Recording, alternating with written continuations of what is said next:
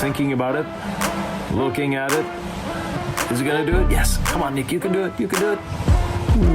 No. You guys, I think I came up with a brand new rinseless wash method that's gonna save me time and get me amazing results.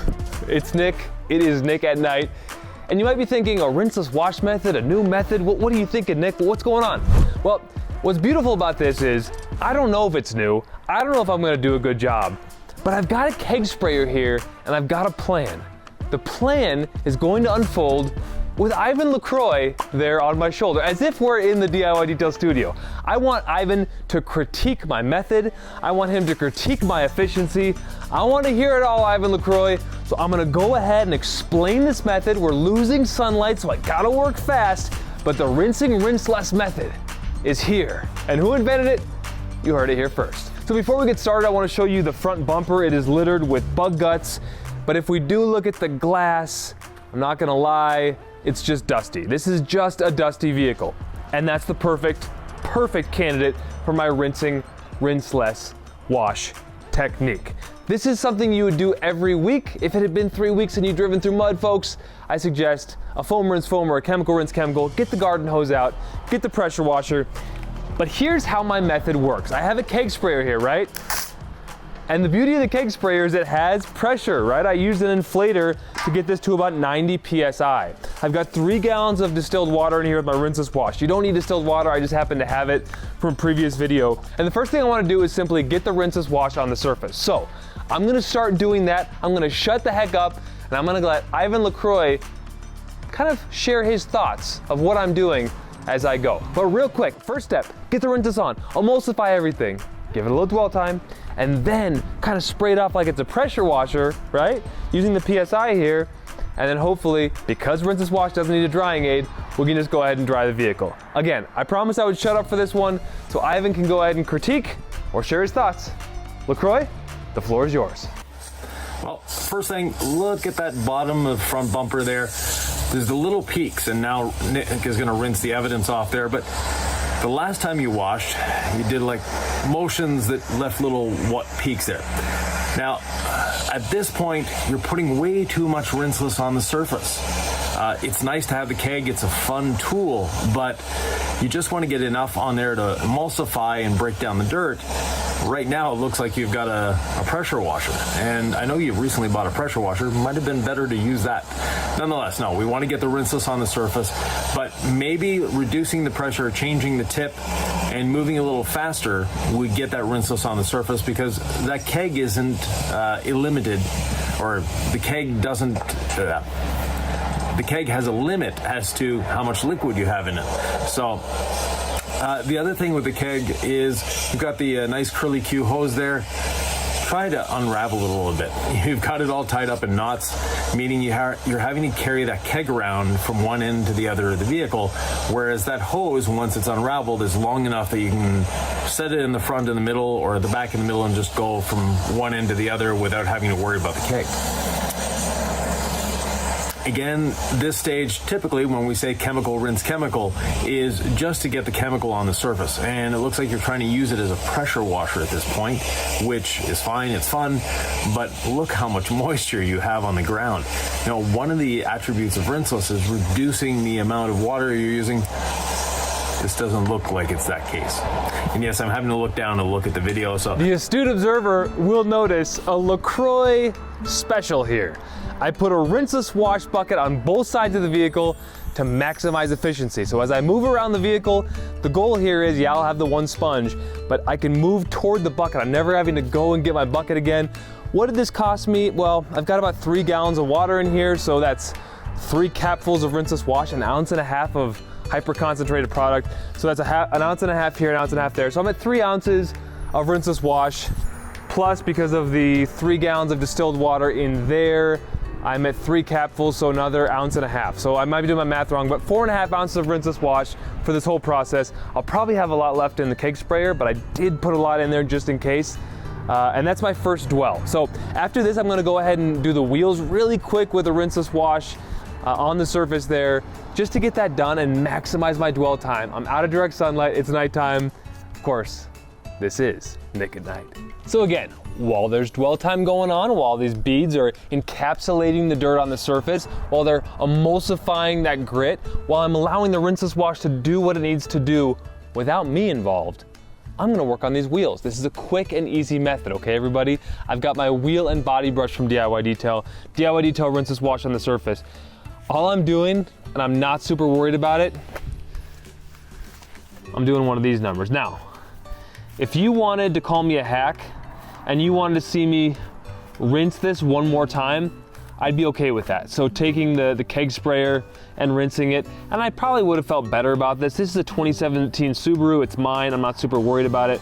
But as I do this, I'm thinking, could I have just done one more rinse on the wheels too? Why did I create a new rule just for the wheels? And mostly it's because I don't really care about this car that much. These wheels have seen better days.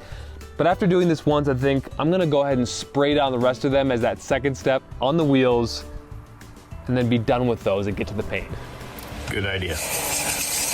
Now, that brush could use a cleaning as well. Before you get on there, yes, I know it's a wheel and body brush, but it shouldn't be that caked up. And soaking in your wash bucket a little bit of time, or spraying some all clean on it would help a lot. So Nick starts at the valve stem and goes clockwise, and now he knows what clockwise is, that he's not wearing a digital watch anymore, so that's a good thing. But he's going around, and you'll notice you're doing fairly well here. Normally he skips the last section. So if he started there, oh, did he get it? No. So if you look at the 1 o'clock position, so the one starting right to the left of the valve stem, that one branch, he missed the side of it. That's unfortunately common. So let's see how he does, if he does better on this one. So spraying it out, that's good. Getting in the tire. So starting at the valve stem, going around, so far so good. Getting all the angles, excellent. And manufacturers that have more than 5 spokes should pay a tax.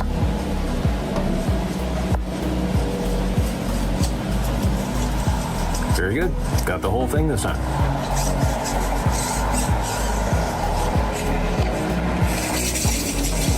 Spraying out the brush, but again, that brush face should not be that gungy. Having your space organized is always good. And I notice in the bottom left hand of the screen there, we have a garden hose. Are we doing something with the garden hose? We don't know yet. Let's find out. Very good. He's getting all those corners as well. Will he come back to the beginning? Oh, that was a little light on that last branch, the one aiming right down at 6 a.m. or 6 p.m. depending on how it's rinseless wash. Rinse less. I've done some rinsing here. I've used the pressurized keg to serve as my pressure washer. The wheel and body brush is done. I can dry these down later with some ceramic gloss, but for now, I'm gonna get back to the paint. So now we're back to the paint, and I wanna show you all the water beads, nice protected paint here. But something like this, like a bird dropping, I've let the rinseless emulsify it now. It's been about 10 minutes. Let's see if this pressurized keg can actually act like a pressure washer. So before I touch this paint, see if it'll take it off.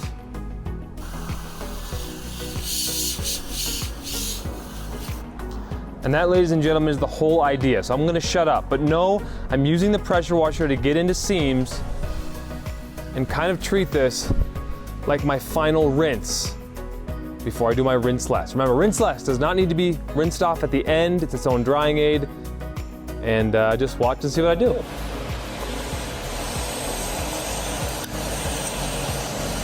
So again, the keg is a good option if that's all you have.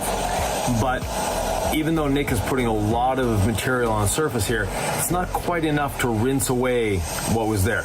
And you notice he missed half of the window there. The hydro light that it has on his vehicle is showing. See that bug out right there?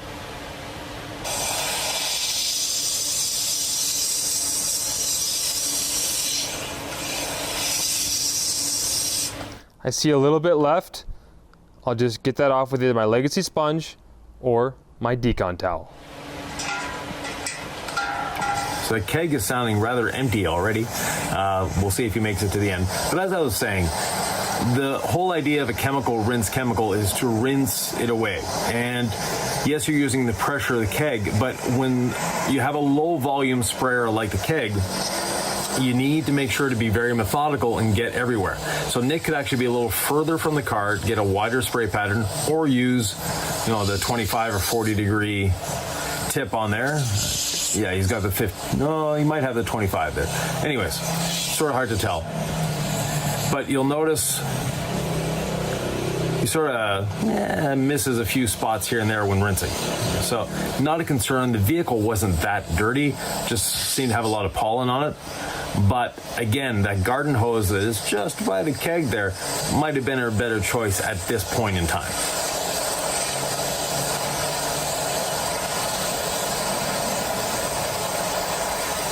So you'll see what the pressure is doing. He's got a lot of pressure on the surface, but not a lot of volume. So changing to a tip that would provide a little more volume, a little less pressure, would help in the rinsing aspect of it.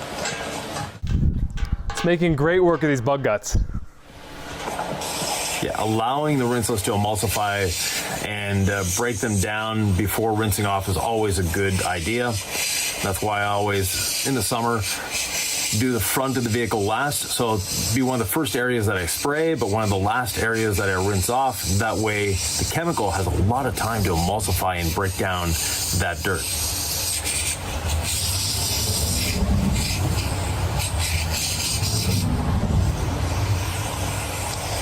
Again, the whole reason I'm doing this is I'm trying to mitigate scratch risk. When you touch your vehicle with your mitt or your Legacy sponge before it's ready, before it's emulsified the grit and broken it down and gotten it off with that rinse, you risk scratching it. So to me, even this pressurized rinseless feels safer as a second step before I've even used my Legacy sponge on paint.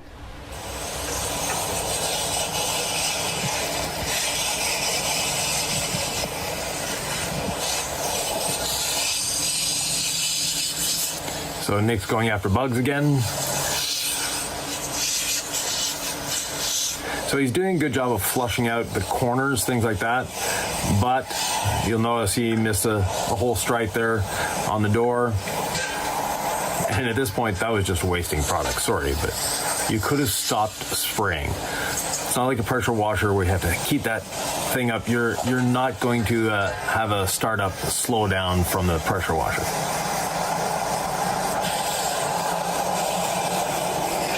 And since you brushed your wheels, it might be a good idea to rinse them off as well. Because basically you've moved the dirt around, but you haven't removed it from the surface.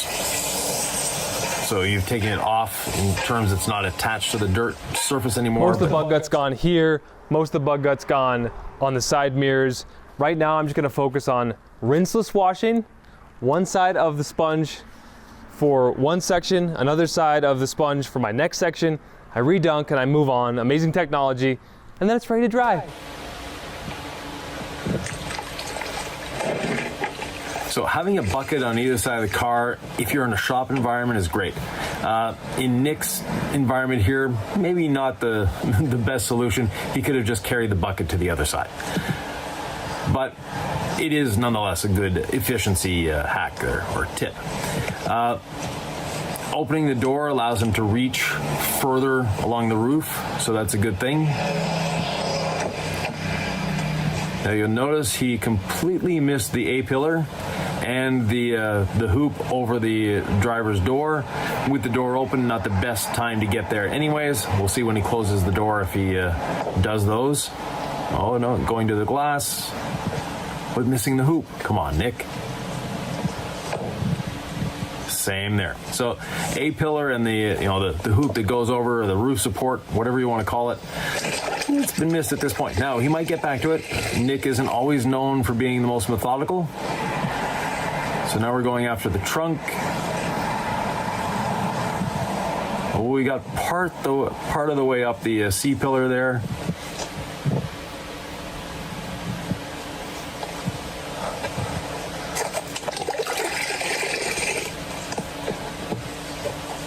So he'd already done the window, so that's good. He's not redoing the same section, getting inside the door handle. That's good. Working his way methodically down the door. Maybe those end strokes are a little rounded off, but nonetheless, very good. Getting those bugs, getting the underside of the mirror, that's very important. A lot of people miss that. Getting inside the door handle. So Nick's actually moving a little too fast. And you notice he didn't get the rocker panel yet, and he still hasn't gotten that the hoop over the roof. Oh, thinking about it, looking at it. Is he going to do it? Yes. Come on, Nick, you can do it. You can do it. No. So we've got the A-pillar, though. At least we got the A-pillar. Going to the fender, working from the bottom of the fender back up. Maybe not the best strategy there. And then the hood.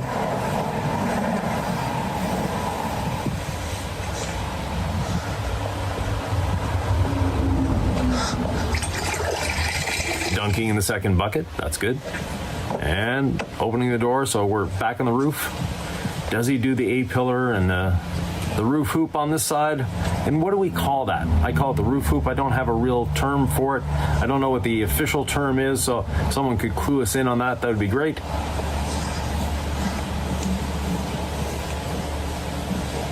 Again, if you're stepping in the back door, close the front door when you're ready. That way you're going to get less moisture in. I believe he already did under there, but I guess twice is better than none. And we can't see if he did the hoop there. Now we're going to the back window.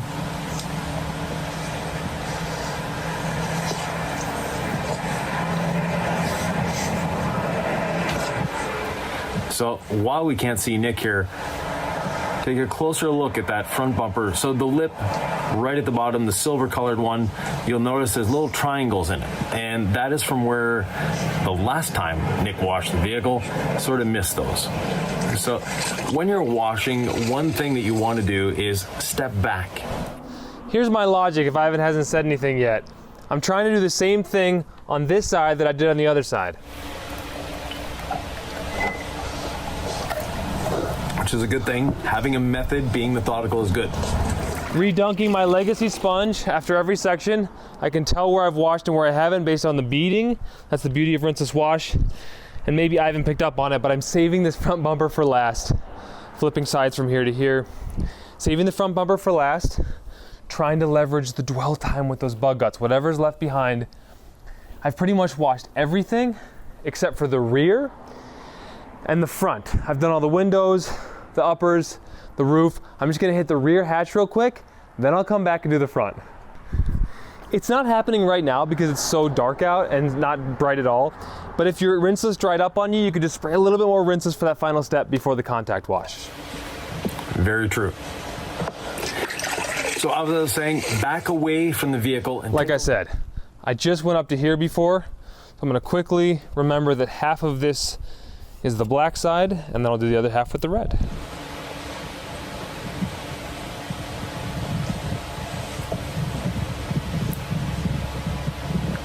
Ooh, we almost got under there. So the paint extends about 6 inches in. Be good to clean that as well. But Nick, only being in his late 30s, he's not flexible enough yet to get down that far. And this side he didn't even try.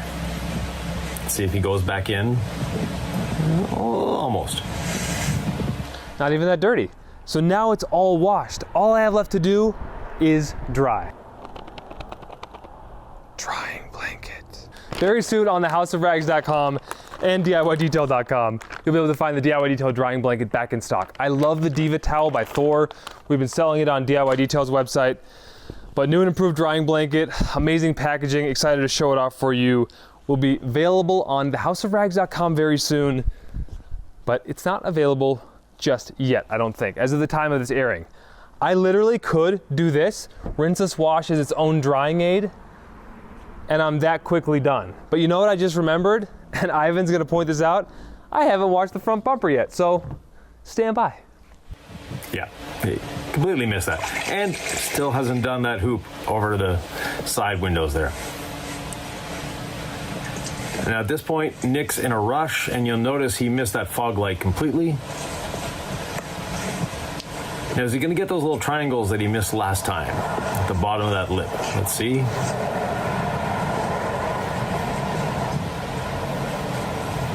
Oh, yes, got them. Good.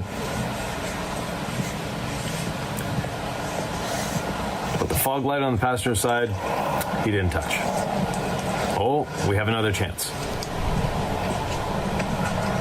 Since I've got ceramic gloss as my drying aid anyway, there's just a couple spots where I saw some bug gut residue, and I wanted to use something as a clay lube, so to speak. So I'm just using one spray of ceramic gloss just to see if I can get anything to move here, and that seems to be working really well. Rinseless would have been its own clay lube as well, but because I know I'm coming right after with the towel, I'm just gonna go ahead and just try to shave off anything that may have been left using ceramic gloss as a clay lube. So this is a bit of an audible. This wasn't exactly in the works. We could talk about how you could do this on the whole vehicle and how easy that would be in another video, you know, the wash clay seal, but not right now. So I've got all the bug guts off there, now it's time to dry. Now he wants to do that front bumper first before the ceramic gloss dries. Yeah, we'll see what happens. All right, I'm just gonna get to it. You could use Rinseless as a drying aid. I did it right there, it looks amazing. Or spritz of ceramic gloss. Where I put the ceramic gloss is where I deposit the towel.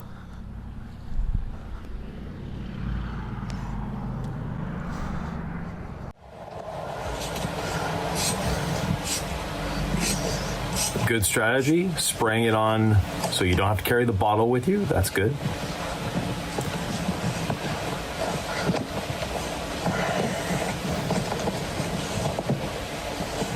Now the towel hitting the tire, that wasn't a good move. The tire itself we've cleaned, but the tread of the tire hasn't been cleaned. And to his credit, he didn't wash the rocker panel, and he's not drying it, so he's not going to get his towel dirty there. He just went down to that chrome strip and didn't go past that. So if Nick were to step back like 50 feet from the car, you would see that the rocker panel is not clean.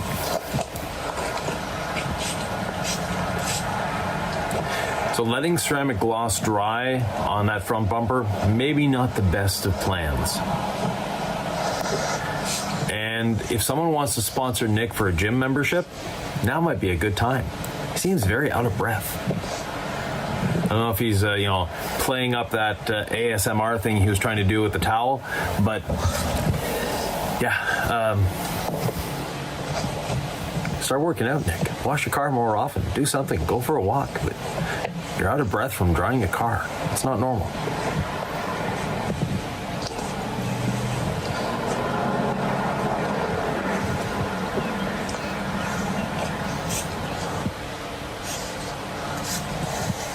So I'd like to congratulate Nick, though. Very restrained on his use of ceramic gloss.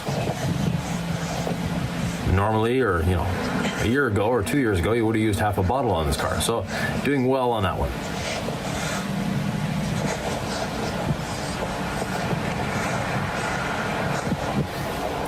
Now he only sprayed the back half of the roof. Let's see if he goes forward.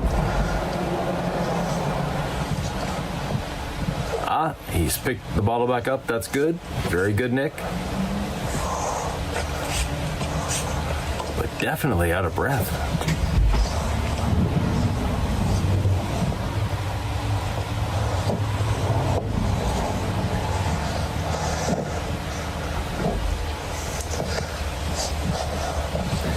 So the new drying blanket, little minor improvements, better stitching, etc. We have the packaging now. So Nick is trying it out, I think, for the first time here.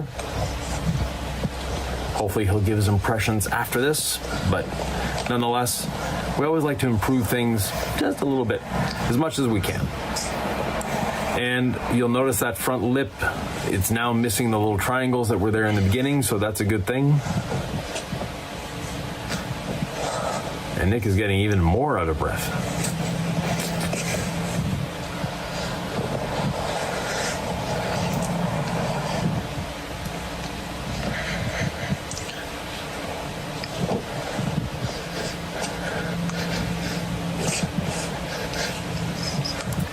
he's not drying the underside of the lips, but he didn't dry the rocker panels either, so.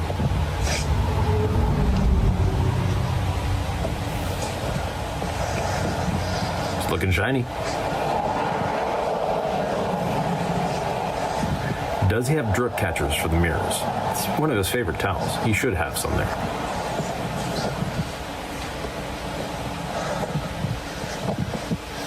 And just like that, she's clean and partially decontaminated.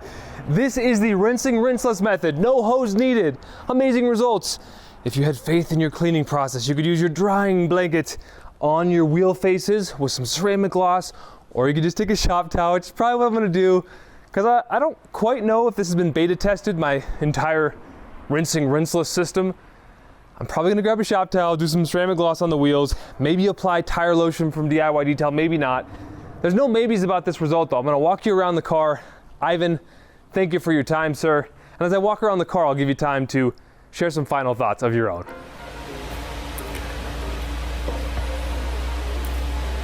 So, fairly good idea.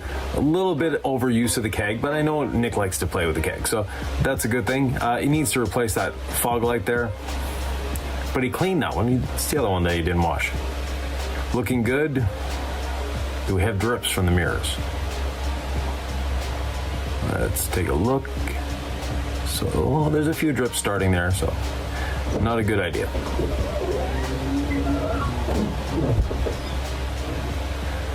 Now, got some weird fingerprints on the back edge of the door.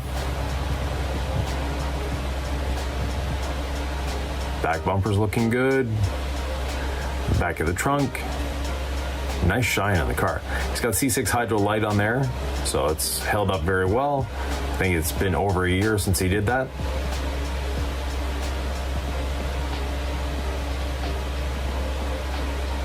Good job, Nick.